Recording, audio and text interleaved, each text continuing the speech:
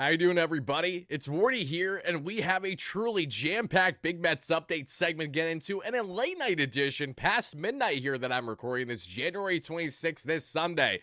And if you're wondering, Wardy, why exactly is that? It's because your guy just touched down back home from Citi Field in what was truly an amazing day at Amazin Day. I'll be breaking down the fan experience that I had interacting with former or current players, like we did on our live show live from the Cadillac Club at Citi Field earlier today, with special guest Mr.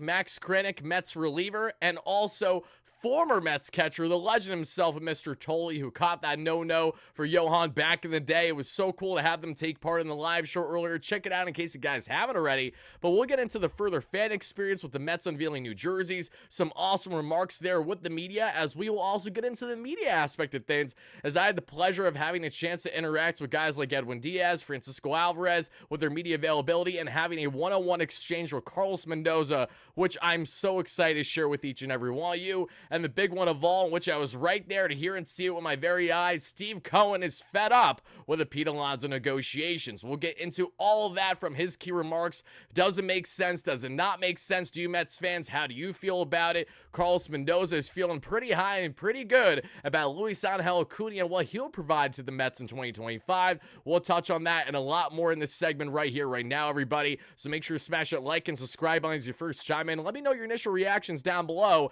And to all the amazing Mets fans I interacted with, which was at least 50 plus, I couldn't keep count at some point. I was getting pulled left, right, and center for tremendous conversations. Either, hey, to just get a flick real quick, to have a great conversation, or even really a respective debate as to why the Mets are not or should bring Alonso back, among other players. I had an absolute blast interacting with everyone in the Mets community. Thank you guys so much for that. I cannot wait to see you guys at Citi Field again this time for hopefully some amazing baseball games. But before we get into Steve Cohen's remarks that many of you guys know about, that will further react to, let's first react to my one-on-one exchange with Carlos Mendoza today with his media availability.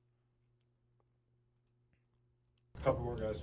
Carlos, what would you say is the advantage of bringing in Desi Driscoll during your time with the Yankees along with Clay Holmes and rekindling that relationship? Yeah, it's huge that we were able to get Desi. These are guys that will complement with our pitching guys, Jeremy Hefner, Jose Rosado, in a lot of the things that he brings to the table. And then he's very familiar with Clay Holmes, obviously. He knows Frankie Montas, because of the experience with him when Frankie was with the Yankees. But overall, Desi is a sharp guy, very smart, and I'm excited for that. So, one, it was fantastic to get that question asked and answered from Mendoza. As many of you guys who have followed the platform this offseason, I was very happy when the Mets hired assistant pitching coach from the Yankees and Desi Driscoll for the same exact role, this time to pair with Jeremy Hefner in the Mets and their pitching lab in 2025. Because for Desi to willingly leave the Yankees, who just made it to the World Series, to come to the Mets with Juan Soto now, with Carlos Mendoza, rekindle that relationship, and also to work on Clay Holmes and his game. Same thing with Frankie Montas during his little stint there with the Yankees. We all know Desi's about pitch shape, which is part of the big reason why the Mets brought him in, and having that familiarity is really key. So I was very happy to hear that from Mendoza, but little did I know what would happen next, everybody. Right as this media exchange was about to be over, Mendoza comes my way. He reaches out his hand, he gives me a handshake, and he looks at me with a smirk on his face and he says, "You're Wardy." Folks, we have officially made it, everybody. You guys have made this possible. What I believed what was the case for a while. Obviously, I know that there are people in the organization that are aware of who I am, especially with all the work that I do with not only in the past with SNY, New York Post, including my guy Brennan London, and I'm going to show you guys a little segment that we did earlier today there at Citi Field when the panels were going on, among other things. But to hear from the Mets manager himself, knowing exactly who I am, and I even followed up with him after the fact, and I asked him, do you know, like, how do the players feel about me? Like, have I talked down too much, or have things been okay? Like, is there a negativity going on there? He said, no, not at all. So, Carlos, thank you so much. You not only made my day, you made my year, and I will go to bat for you no matter what.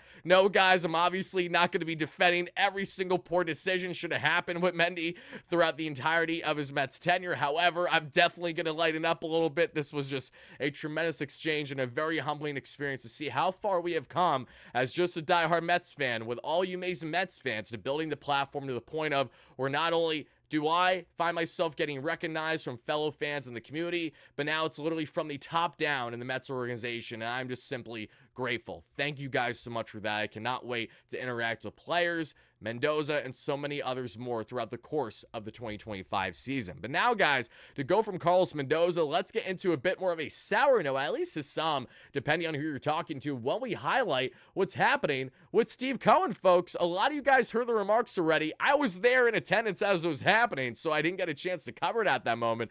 But let's replay. Let's get into it. And mind you, the context, folks, fans were going out of their way saying, "We want Pete." There were even boos being rained down to a degree at David Stearns and Steve Cohen's way. And all the schmucks that did that, I understand we're diehard fans, but imagine booing your owner, who is the only reason why we even have a fan fest like this. Are you forgetting what the Will Ponzian regime was like? Where we're supposed to gas up the broken Dylan Patansises, the Jed Lowrys that we won't let get proper surgery? We're going to force to go through continued physical rehab because we're schmucks on the payment. We don't want to deal with that. Or are we going to talk about the Michael Walkers before he was fixed and the Rick Porcellos when he was a one and done? The list goes on and on, everybody. It is a night and day difference with how the Mets are ran. So for any fan to go out of their way to talk down on Steve Cohen, I just think is beyond blasphemy for when you consider the fact that he just shelled out the largest contract in North American sports history for a player that you might say is not deserving of all those dollars, but is certainly deserving of the hype, and is exactly why he and the Mets now are going to be a face for many years to come in Major League Baseball. But enough of me defending my guy Steve like I always do. Let's hear what he has to say on Pete Alonso.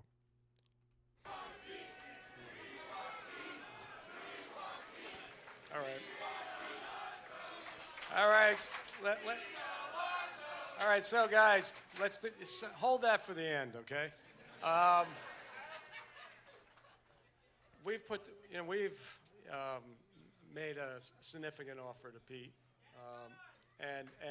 you know what Davis says correct. He's entitled to go out and explore his market, and that's what he's doing. Personally, this has been an exhausting conversation and negotiation. I mean, Soto was tough. This is worse, okay? And a lot of it is, you know, we've made a significant. I don't like the structures that are being presented back to us. I think it's highly asymmetric against us. So not Pete Alonso. Steve Cohen is just airing it out to the fans right away, verbatim, how it is right now. This is what it is, okay? I don't like the structure of these deals. I don't think it's going to benefit us. If Steve Cohen feels that confident about it, when, mind you, he has reportedly taken a bit more of a back seat in these negotiations with David Stearns actually playing his role as president of baseball operations, it leaves you to not wonder but really come to a conclusion that Steve's being as straightforward as he can possibly be, and he's just trying to do what he feels is best for the organization. You may not agree with it, but there is certainly valid reasoning as to why he has felt like this has been such a drag and such a burden of a negotiation versus what it shouldn't be for a guy who's nothing more than, let's face it, Pete Alonso is a very talented but just above average player. He is by no means, he isn't even, let's be frank, he's half of what a guy like Juan Soto is, and that might be even generous and saying when you know the true value of Soto, not only his age, but his value in WAR year by year for a guy that plays subpar defense in the corner outfields. We can go on and on about that debate, but let's reel back in on the final remarks from Steve. And I feel strongly about it. And so, you know, I will never say no. You know, there's always the possibility. But the reality is, you know, we're moving forward, and, you know, we continue to bring in players. As we continue to, you know, bring in players, the reality is, you know, it becomes harder to fit Pete into a, you know, what is a very expensive, you know, group of players that we already have. And that's where we are. And I'm being brutally honest. I don't like the negotiations. I don't like what's been presented to us. You know, listen, maybe that changes, and certainly, you know, I'll always stay flexible. If it stays this way, you know, I think we're going to have to get used to the fact that, you know, we may have to go forward and with the existing players that we have.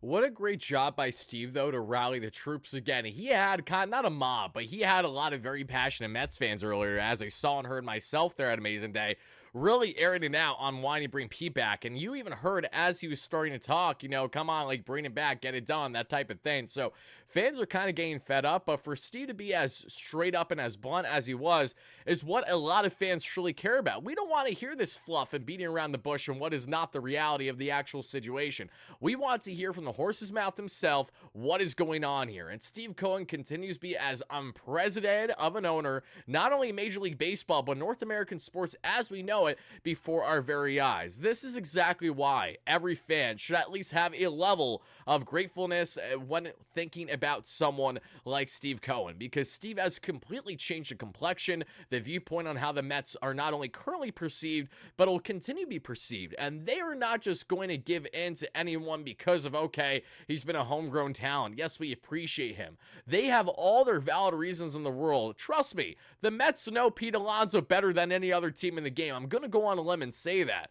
So for them to still have this such hard line in the sand tells you again all you need to know. They love Alonso. They like him to return, but Steve's fed up with these negotiations, and he is not going to wait on Pete Alonso before wrapping up his offseason. Steve will continue to move forward, as will David Stearns, which is exactly why we have now been having those discussions on potential first base options. Mark Vientos and Brett Beatty spoke at Amazin Day today as they're taking reps at first base, and they're trying to get more comfortable with the idea of that being a reality. The Mets are also considering Spencer Torkelson, a young, certainly somewhat high upside talent there from the Detroit Tigers, 5 years younger than Pete Alonso. Well, 4 years of control that we broke down our video a day ago. Check it out in case you guys haven't already, as a potential Alonso replacement among others. Trust me, I will be the first to say, like many of you guys, that I don't want to see Alonso out of Queens, but there are reasons as to how we got here, and as long as the Mets are able to replace his production, at least to a degree that I think is, what we can stomach, along with already having Juan Soto, who is at least twice the player, if not more, than what Pete Alonso is, I think we're going to be smooth sailing. The vibes will be immaculate. The aura will be absolutely tremendous with the fans there at Citi Field all year long throughout the 162. But I greatly appreciate Steve's bluntness, because even if it isn't necessarily something you want to hear, damn, is it refreshing to have an owner that's going to actually be as straight up as one can possibly be with you. And he really hasn't at all wavered from how he's approached the Mets ownership as soon as he became owner those north of 5 years ago. He has always been a straight shooter like this. He's not trying to beat around the you-know-what. He's just trying to tell you how it is, and he's being honest by saying, listen, Scott Boras, we have had plenty of negotiations, but these are not ones I'm in favor of. And it's a big deal when we already saw Scott Boras reply in the public eye. Since then, I'm pretty much refuting the comments here on why the structure is sustainable, why it's been consistent. We'll come to find out from our guy on the platform, Will Salmon, who does a fantastic job covering the Mets on the beat through the Athletic. Had a chance to meet Will finally in person today there as part of the media group there with Alvarez, Edwin Diaz's pressers, among others, which was really cool. But we did hear from Will in his latest Athletic article that, according to his sources, and I do believe Will here, after the Mets were denied Pete Alonso denying the Mets' latest contract offer of the 3 years there with an opt-out around $70 million, and then having deferred money, which I'd imagine includes at least $10 more million. So let's say, for argument's sake, around $80 million at least of a total value of a contract across 3 years with at least one opt-out. Come to find out, the Mets have since taken that offer off the table. Pete said no. The Mets are saying no. You want to play hardball, baby? We're going to play hardball. We know you don't got to market. Go get your long-term contract somewhere. We'd love to see it happen. That's how confident Steve and David Stearns are in saying that, yeah, we're calling you bluff right now. If we're playing poker, we are absolutely reading your hand every day of the week. That's at least the confidence level that Steve Cohen and David Stearns have at this point in time. Will come to fruition that in the end, Pete Alonso circles back to the Mets, like I told a lot of Mets fans today, I still firmly believe is going to happen. We'll find out, but Steve is reiterating what we have heard in the media over the past week and a half. The Mets are in fact pivoting.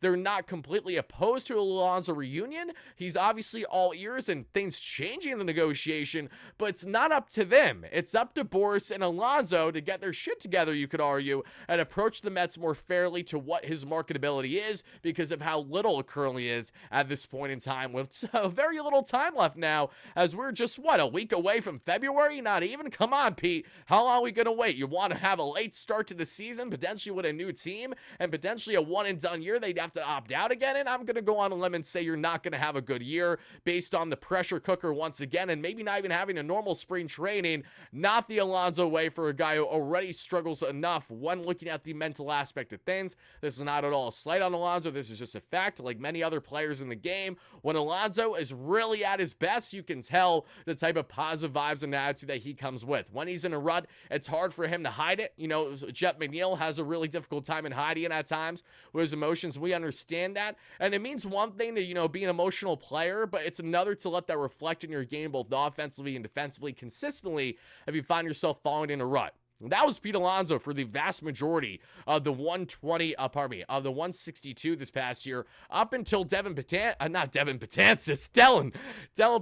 I'm talking about Devin Williams here, not that schmuck who says still a Yankees town. I'd say the same thing if I'm as washed as you, Dallin, but I digress. Let's reel back in for a second, Tyler. It's okay, Wardy. Devin Williams throws that pitch, goes oppo, the first opposite field home run Devin Williams has ever given up to a right-handed batter in his career. He goes on that amazing surge of a playoff run as Alonso, but since then, folks, we know that did not really change all that much in the Mets' approach. Whether you like it or not, that's just how it is, everybody. So I want to see your initial reactions in the comments down below on all of that, because we have a lot of other remarks that we'll get into, including this remark from Steve Cohen as well.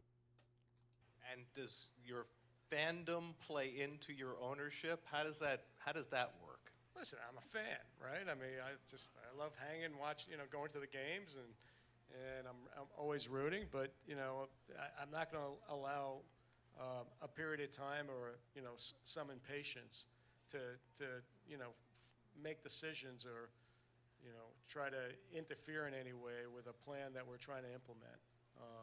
I'm always thinking about new ways to improve the club. Dave and I have really good conversations. Carlos and I talk, have really good conversations. But we're all on the same team. We're all just doing the same thing, trying to figure out how to build the best team we can. That's something that I really reiterate a lot with fans today that I interacted with, especially ones that have their level of pessimism with a guy like David Stearns. And I understand everyone's entitled to their opinion, even if I disagree as heavily as I do when talking down on a guy like David Stearns. Not only for the obvious reasons as to why Steve Cohen did everything to try to land him as soon as he first became owner. It's not his fault that Stearns was under contract with the Brewers and wasn't allowed to even be given access to have any negotiations, because ownership there, the Brewers said no for a couple of years until David pretty much just left the org for a year and then ultimately signed with his childhood favorite team. But that's the emphasis here. David Stearns and Steve Cohen have one big commonality, which is what makes them a perfect pairing, you could argue, is their diehard Mets fandom. These are not just your typical corporate schmucks coming in play and trying to do things by the textbook way. No, they're trying to do them in a balanced way that will give the Mets continued success while having flexibility with the payroll, while also making sure that their fandom is impacted but not too on hand with everything. They don't have their paws too much on things from a fan point of view as they do from the business aspect. But the fan point of view is where Steve Cohen lands a guy like Juan Soto. That is the difference. And that is something so night and day from the Wilponsian regime that I will always appreciate Steve Cohen for. And unless you have jumped on the Mets bandwagon since the Mets landed Soto, which I know some people have in baseball, because we are starting to become that desirable of a destination. I understand, Mets fans. It's really hard to fathom. We're not used to at all being the team that has bandwagon fans come on. If anything, it's Mets fans actually hopping on a bandwagon somewhere else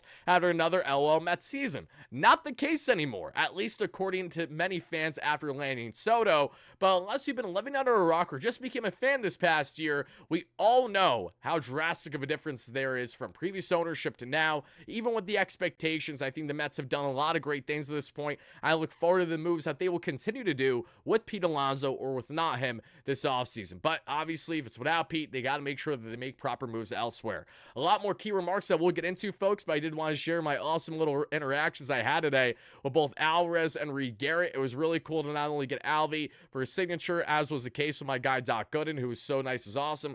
Reed Garrett was really cool to interact with him. Met Ronnie Mauricio today as well. Max Crank that we alluded to. A bunch of other players as well. I'm trying to think. There's at least 2 or 3 more that I'm blanking on at the moment. But it was an absolute blast thoroughly enjoyed my time there, everybody. And as you guys can see, actually, real quick, and let me preface by saying that I know that many of you guys ragged on me in the comments for looking like the short schmuck that I am. For those that don't know, I'm a short guy, but especially when I work with my guy Brandon London, who is, north of a foot taller than me, when Brandon London is at least 6'5". So for context there, with the New York Post, we had our segment that we did today, and we just had a little tripod set up, and there was really nowhere like for us to sit or get a proper setup. So I knew it was going to be a complete imbalance on the height, but I honestly was in favor of it because I wanted to see how the interactions were going to be, and they didn't disappoint. They were literally exactly what I thought that they would be. Having said that, now let's see my interaction with my guy Brandon earlier today.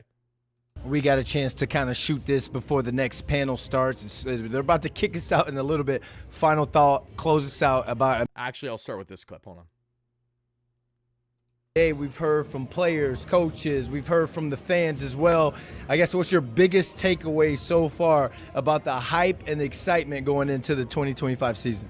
Oh, it's just showing how much Steve Cohen and Alex Cohen care about the fan experience, right? This fan fest has been absolutely tremendous. You're having guys like Francisco Lindor, Edwin Diaz, Francisco Alvarez, Mark Vientos, you name it, all just roaming around, interacting with fans while doing panels. And the Mets are clearly showing not only their willingness to have a big 2025, but they know the expectations are high with the fans. They know that a lot of fans certainly are expecting a big run, just like we saw to surprise many in 2024. It's been an absolutely electric experience here. Everyone's having an absolute blast. And again, if you're in the Mets community, this is the place to be. You talk about the expectations going into this season. You've been covering this team both as a fan and media for quite some time now. When's the last time the Mets have had this much hype and the bar has been set this high going into a season? Honestly, right off the riff, the first thing that I could think of is, to an extent, heading into the 2016 season for the Mets after falling short in the World Series in 2015, right? That really feels the last time in my personal fandom, and especially since covering the Mets over the past 4.5 years, there is undeniably more hype now than there's ever been before. Even when Steve Cohen first became owner, the roster wasn't like what it is now. Juan Soto was not a New York Met now, which he certainly is. So there's a lot of hype, there's a lot of excitement. I think not only the expectations are so great for the team this year, but the fans, there's a different aura, there's a different feeling just being around here in Citi Field. You can see that what was long-time LO Mets narrative with this team and really being more doom and gloom, it is quite the opposite. Everyone is smiling cheek to cheek today, and for great reasons. Shout out to my guy Brandon London as well. We'll be doing more work together throughout the course of the season there at Citi Field and other Mets-related events, everybody. But now let's get into some other key remarks that we saw today at Amazing Day, and that's actually also going to go in hand with Francisco Lindor speaking on our guy Juan Soto, who sadly did not show up today. Soto, I don't know if he missed his flight or what. I think he was coming straight from the DR.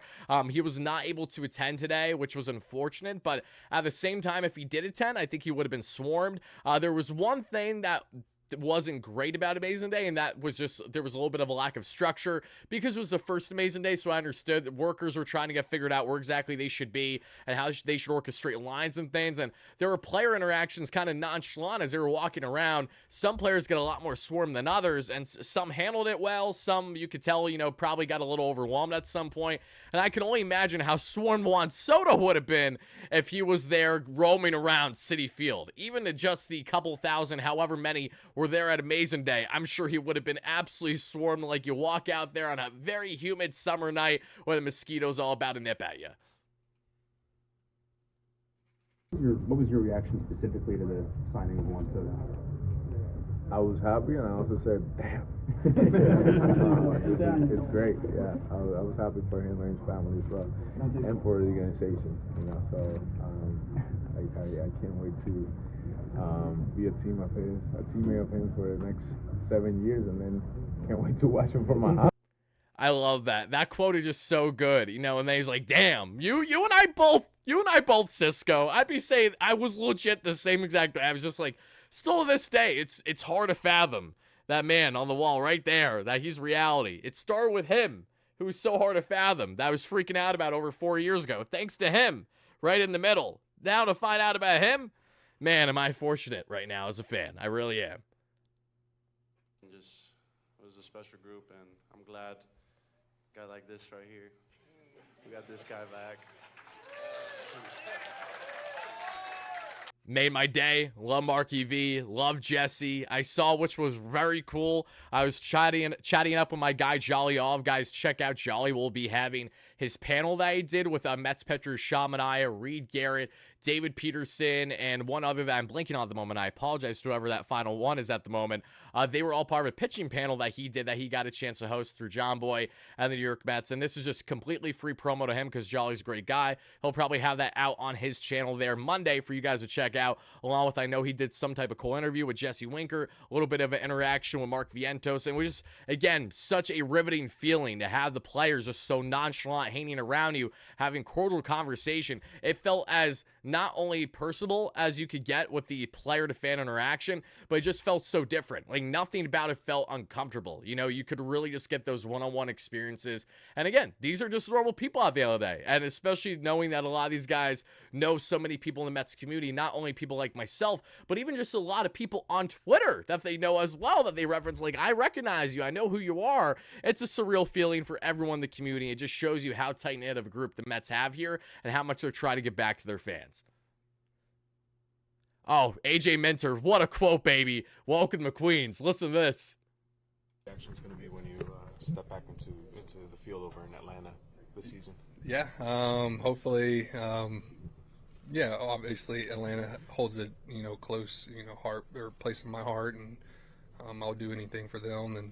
And but at the same time, I'm here to, beat them. So it's that friendly competition, and but yes, it is going to be exciting.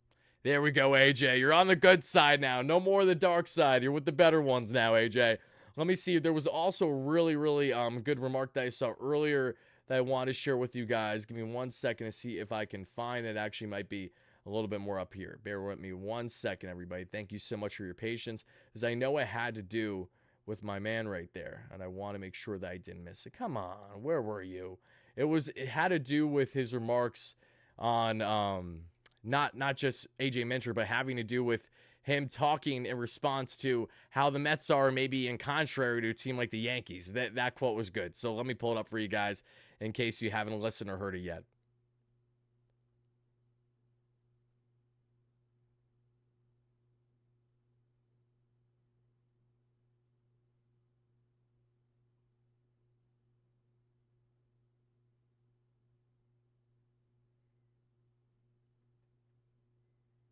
Are you kidding me?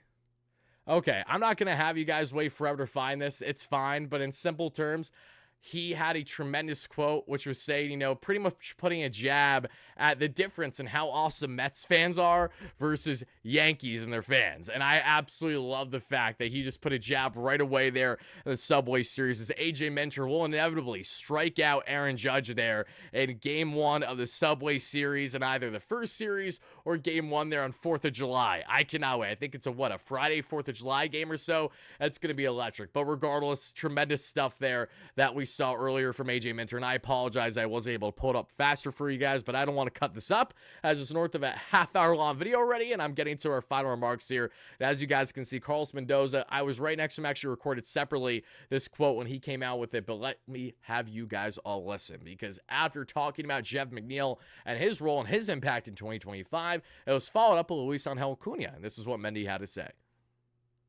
You said that Jeff McNeil was going to be your starting second baseman. What roles is Luis Angel Acuna going to have on the team next year? He's going to have a big role. He's going to have a huge role. I said McNeil is going to be a big part of our team, right? Luis Angel is right there too.